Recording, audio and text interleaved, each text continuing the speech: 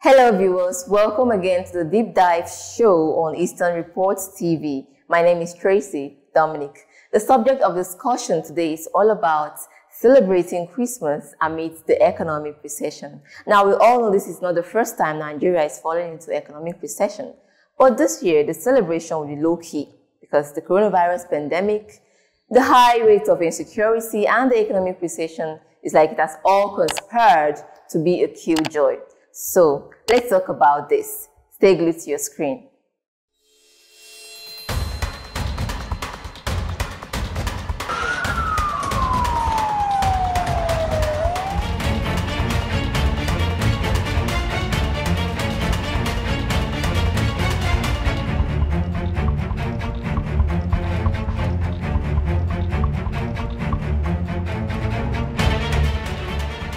Welcome again, viewers. Okay, before we dive into today's show, Ogene Obodo is joining us on Deep Dive show today.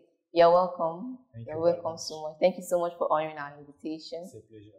Okay, this is not the first economic recession Nigeria is facing, but this one is very unique because of the whole downturn from the COVID-19, the NSAS, hiking fuel price, and a lot of things. Do you think the government is actually doing enough for its citizens this period? Well, this is a personal opinion, and to me, the government of Nigeria have not done as much expected. We understand that from the earlier of the year, we had the COVID-19 that lasted for almost many months, the lockdown, economic lockdown, social activities, and other kind of activities. But from there, while we are coming back, we were hit by another NSAS protest that crippled the whole economy again. And then from there, even inside the NSAS, also have been on strike. Exactly. For a very long period, like this is the highest of them, almost 9 months now or more. And fuel hike. And if you notice, funny enough, people are not even talking about the fuel hiking. Yeah, no. People are just looking at only COVID-19 and NSAS protests. So now, with all this own situation happening, so for the government to say that people are not even talking about the NSAS, that means it shows a sign that no, the people are so much tired of whatever the government is saying or everyone doing. is tired. So it's more of everybody is on on your tent you go. So to me, the government policy have not really have a positive effect on the citizen based on the fact that okay, at least in policy formulation is a circle. And in the circle, there is a time where you do a lot of consultation with the people you are formulating such policy with. And if you notice, they don't just, it has never been an inclusive system of policy formulation and whatever. So the government have not done as much expectation from the citizen here. That's possible. Well, a lot of Nigerians are still complaining. When you listen to the radio, you hear a lot of complaints every now and then. But government, on the other hand, they'll say, oh, okay, we are doing something. Actually, they did something like a survival fund thing, and the housing, the 200,000 houses they created for some citizens in Nigeria. Yeah. So in their opinion, in the government side, they actually feel they are doing something. What are your thoughts on this? Survival funds and it still come back to the issue of policy, inclusive policy formulation. Now, if government claim they have been a survival fund, now before I used to believe that the Minister for Humanitarian Affairs was actually lying to everybody. But with the recent breaking of palliative stuff that keep happening, I now have to believe that maybe from the federal government, there have been a release of survival fund to maybe the state governments. But nobody can really account for it. I don't know if you have received. I don't know if anybody. Well, some people have, and some. Have you ever seen the process? Did you see anybody that received? And the person screenshot the alert. I have. And it was written survival fund. Of course. But the problem with this thing is that sometimes the process is too long. We are 200 million estimated, but without data. You get. So how many out of these 200 million have you seen received? from your contacts. Okay, inside the 200 million, you might have 20 people in your contact list who are your close friends. Out of these 20, how many have you seen that is? You know, with that question, the government will still claim that, oh, they encourage people to set up their own businesses. They should not leave everything to the government. Yeah. So that's like another angle. Encouraging people to set up business without an atmosphere where you can thrive and do competition with others. So what do you think is the main issue? Why is this like a constant problem? There is a communication gap and trust gap between the electorate and the elected, the government and the citizen.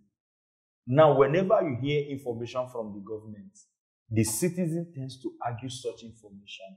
Why do they always argue it? You know, there's this Igbo saying that said, Abo Ofu, Otuonogwe, Abo Abo, Otuonogwe, Obuzogwe. You understand? So when you do the first one, you didn't give result. You hit the second one, no result, and you still give excuse. You do the third one, you still give excuse. The next time when you tell people, see lion, they come, they didn't see lion. See lion, they come. When they see when the day the lion is coming, nobody will believe. Now, let me tell you why I'm asking you. Inside these 20 people, have you seen anybody in your contact? 20 people. At least we are trying to judge. Now, if you can't see anybody, that means whatever the government is saying, you should look at it and look at from the masses. It's very simple. You have people moving around. It's a simple data you can collect without even wasting. Hey, bro, Safa, I beg you, survivor fund, you don't see anything? No. Hello there, have you seen anything? No. You know there are processes to this thing. What are the processes? Okay, you know what? They send the link online. And people fill in the link. So what are the processes? Is there any need for verification? Sure, there are processes, but then you know what? The survival fund has its own process and its own method, and the government, if you listen to the radio, the government have provided actually some information concerning it. But then let's not just what kind of information? Let's not just focus that they have started paying. Yes, let's not just focus on the survival fund. Let's talk about the main safety. Safety is the basic need of human beings. Yeah, sure. But the insecurity state in the country now is very, very sad. Very, very sad. What do you think can be done about this whole state of security in the country, especially in this festive period? You see, there is this thing I keep saying. It is high time government at every level come out openly to talk to the masses. No big shame in it, come. Security, education, health, electricity, most of all these things are beyond government now. So the only few solutions which I always talk about is what I call PPP, public-private partnership. Now, the government alone can no longer handle Nigeria problem. Who are the people suffering? Nigerians. Who are the people causing this harm? Nigerians. So there is a need for the government to bring in these private sectors, which are we the citizens. Which are even the greater number of the population. Let us sit down and discuss. Exactly. Which are the greater number of the people. Now, if the government on her own can sit down with fellow citizens and say, come, this is the situation.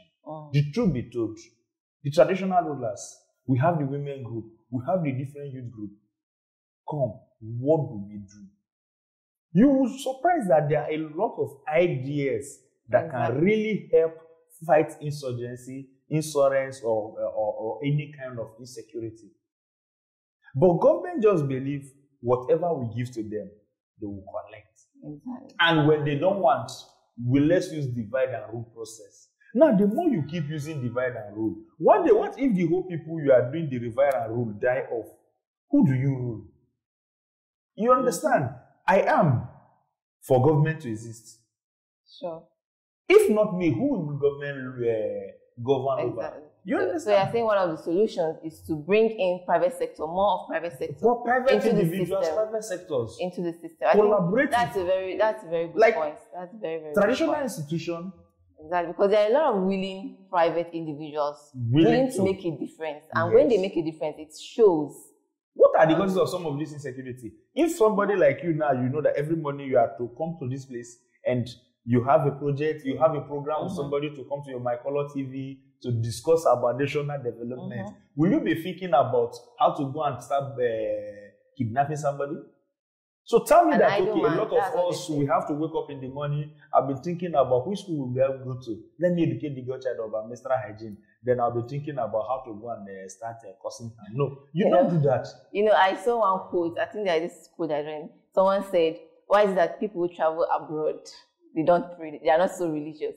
And the reply was, because the system over there actually answers 70% of your prayers. Like, and it was so funny. The system over at abroad answers 70% of your prayers. So the system, Nigerian system, is like, you know, Nigerian system is a hell. Well, still speaking of insecurity, you know, this festive period, a lot of people will still travel. Sure. Definitely. Sure. COVID-19 cannot stop them from traveling. No. Fuel hike cannot stop them from traveling.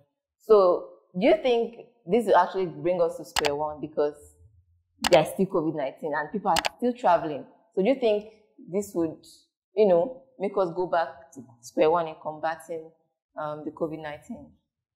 The truth about issue of traveling is that if we should follow all protocol very well, I think it becomes part of the problem solved.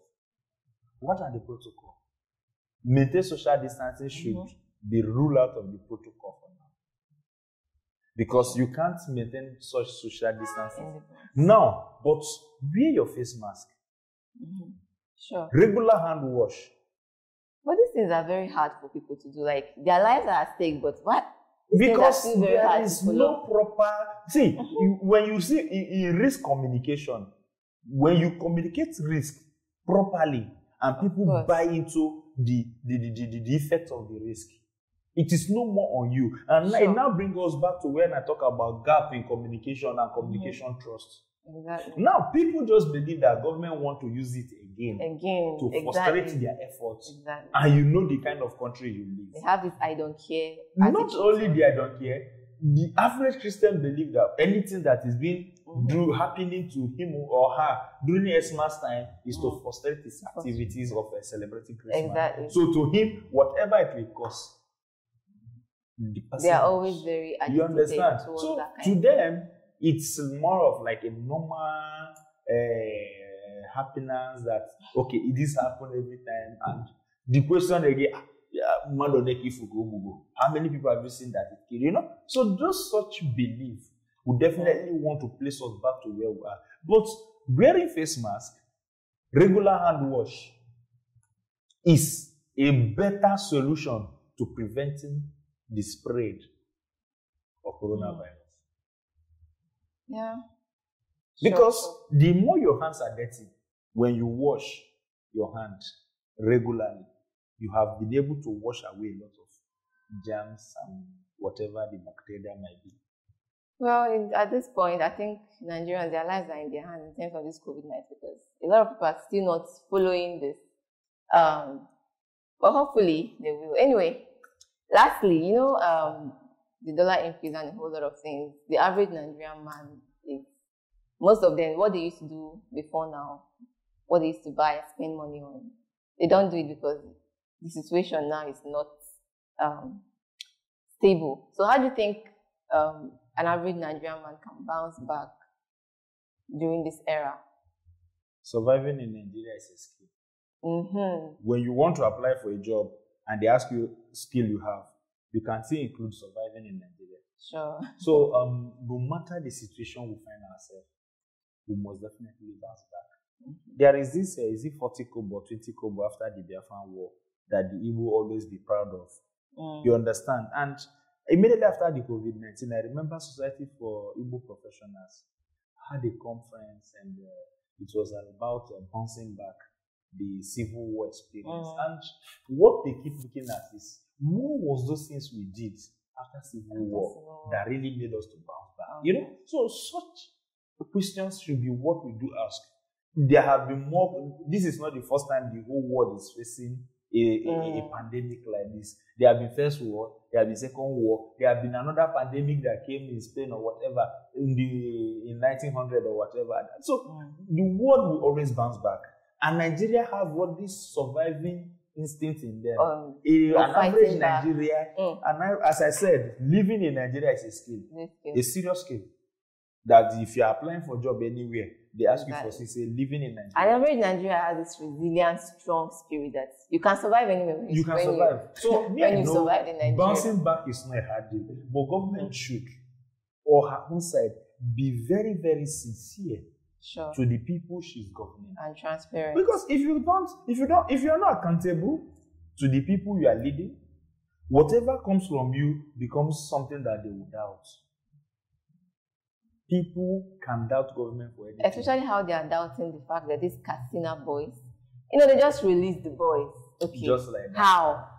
Because really? Now they went with them after shaking. And they're still claiming that they did not pay those ransoms to the bandits and all. So a lot of Nigerians are still in serious doubt. Governments have not been transparent. The truth is, anything that comes out of the government mouth as I speak now, I personally have to doubt it. Because of what? That communication trust issue have arisen so much in the communication. Government no longer communicates when you communicate, you see sincerity. And when they are saying somebody will be there and telling you, politics, forget them, So such issues will always keep putting it in mind to you that, so what can the government say that will make me believe that the government is sincere today? We are all victims. We understand what is happening. It's not that anybody is gaining from the government stories, lies, or whatever. You get. So government need to step up and build a little trust for her citizens. At least we have ended the year 2020 with too much hype. We're heading to 2021 with that hype. So let government use 2021 now to at least, from all levels, not only government, even the citizens too. Yes, because anytime you talk about only the government and you leave the citizens, it seems like you're justifying the fact that even the citizens are not even sincere on their own. We are the citizens, and we are the government as well. I'm sure everyone knows that they should bounce back by the end of 2020 and at the beginning of 2021. All right, thank you so much, Mr. Ogene. It's been nice having you on the show. I really appreciate it. Thank you.